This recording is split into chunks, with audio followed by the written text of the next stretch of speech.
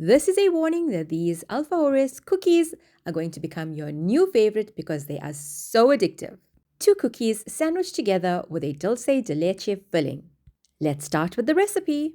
To a bowl, add 225 grams of softened butter. Add in 4 yolks only, 1 tablespoon of vanilla extract, 3/4 cups of sugar. Mix this all together until it becomes a pale, creamy color. You could use an electric beater, but for me, the hand beater works perfectly fine. Once pale in color, add in 2 teaspoons of baking powder, 2 cups of corn flour, and 1.5 cups of all-purpose cake flour. Mix to form a dough consistency and then place into cling wrap and refrigerate for about 10 minutes. After 10 minutes, remove from the refrigerator and use half of the dough, placing it over a floured surface. Roll the dough out to about 1/2 centimeter thick, and then using a circular cutter, shape the dough as shown.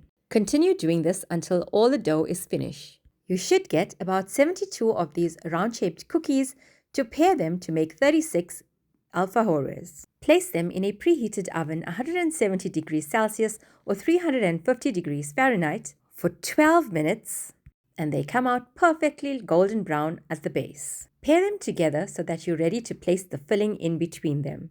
Taking a can of store-bought caramel or dulce de leche, I emptied it into a bowl, gave it a good mix, and then placed it into a piping bag, giving it a tiny snip at the end so that my piping does not flood the cookies. Now take 1 cookie and place the dulce de leche filling as shown here, just so that when you place the other cookie on the top, it does not drool all over the cookie and mess up the sides.